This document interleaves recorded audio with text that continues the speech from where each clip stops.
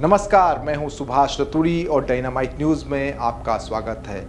उत्तर प्रदेश की राजधानी लखनऊ से लगभग 22 किलोमीटर की दूरी पर स्थित काकोरी क्षेत्र के लोग पिछले लगभग 3 महीनों से दहशत के साये में जी रहे थे। दहशत का कारण था पर्याय का आतंक बना एक बाघ। ये बाघ यहाँ अब तक लगभग 24 पशुओं को, पालतू जानवरों को अपना निवाला बना चुका था। बाघ के कारण लगभग 60 गांव के लोग दिन रात दहशत के साये में जी रहे थे। अब इस बाघ को लेकर के बड़ी खबर ये है कि बुधवार की शाम को वन विभाग की टीम ने इस आतंकी बाघ को ट्रैकुलाइज कर दिया। इस बाघ को ट्रैकुलाइज करने और उसे पकड़ने की कहानी बेहद दिलचस्प और खौफनाक है। डायनामाइट न्यूज़ आज आपको बताएगा इस पूरे ऑपरेशन के बारे में कि कैसे इस दहशत का खात्मा हुआ।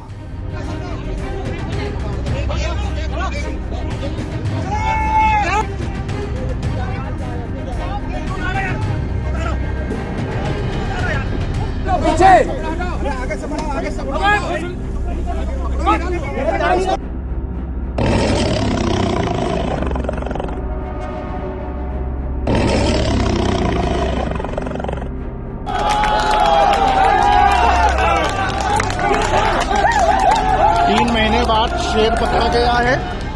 काकोरी के रहमान खेड़ा क्षेत्र में इस बाघ ने पहली बार 3 दिसंबर को अपनी एंट्री की थी, यानी 3 दिसंबर को पहली बार इस बाघ की गतिविधियां दर्ज की गई, जिसके बाद वहां के लोग खौफ में आ गए।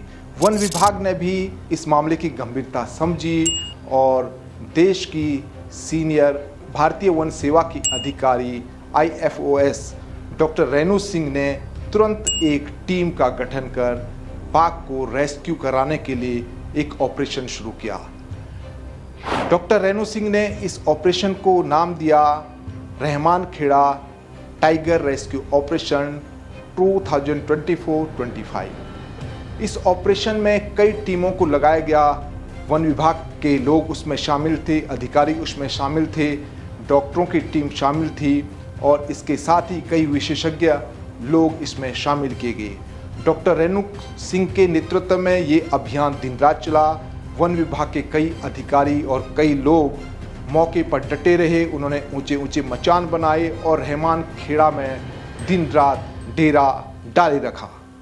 जैसे कि हमने आपको पहले बताया कि बाघ ने 3 दिसंबर 2024 को पहली बार रहमान खेड़ा में एंट्री की थी। उसके बाद डॉक्टर रेणु सिंह ने एक टीम का नेतृत्व, एक टीम का गठन किया और इस तरह से जोन स्तर पर कई टीमों का गठन किया गया। पूरे रहमान खेड़ा में कई टीमें बनाई गई, अलग अलग जगह पर टीमों को लगाया गया। 3 दिसंबर के बाद बाघ ने फिर 9 दिसंबर को, 12 दिसंबर को, 17 दिसंबर को अपनी दस्तक जो है दर्ज कराई। बाघ ने पहली बार 12 दिसंबर 2024 को पहली बार एक नीलगाय को अपना निवाला बनाया, यानी नीलगाय का शिकार किया। उसके कुछ दिन बाद नीलगाय के एक बछड़े को मारा और इस तरह ये बाघ एक के बाद एक कई जानवरों को अपना निवाला बना चुका था।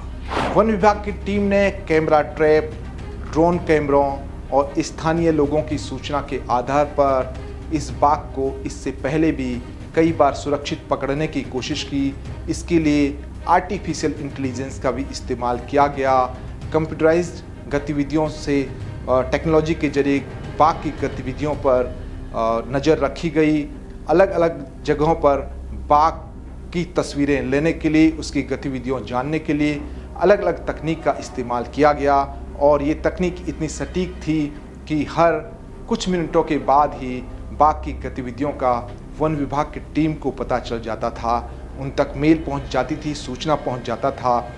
लेकिन बाघ हर बार बच निकलता था क्योंकि वन विभाग की टीम बाघ को सुरक्षित तरीके से रेस्क्यू करना चाहती थी और इस कारण बाघ कई बार वन विभाग की पकड़ में नहीं आ सका। वन विभाग की टीम ने बुधवार 5 मार्च को सुबह 6 बजे इस बाघ को फिर ट्रैक किया। इसके बाद इस बाघ को जीरो सर्किल्ड किया गया 3 बार और शाम 6 बजे वन विभाग की टीम ने इस बाघ को ट्रैंकुलाइज किया, यानी इसे बेहोश करके पकड़ा गया। डॉक्टर दक्ष और डॉक्टर नशीर ने हाथी पर बैठकर इस बाघ को ट्रैंकुलाइज किया, जबकि डॉक्टर आर.के. सिंह बाहरी सीमा पर रहे और इस तरह से बाघ को सुरक्षित पकड़ लिया गया।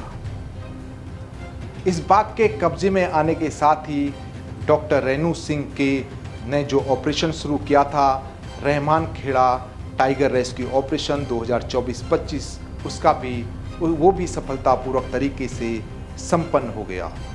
दरअसल रहमान खेड़ा में ये पहला मामला नहीं था जब यहाँ किसी बाघ ने दस्तक दी थी, जब बाघ ने एंट्री की थी और यहाँ के लोगों के बीच एक बाघ दहशत का कारण बना था। रहमान खेड़ा में 21वीं सदी में पहली बार 2003 में किसी बाघ ने एंट्री की थी और दहशत का कारण बना था।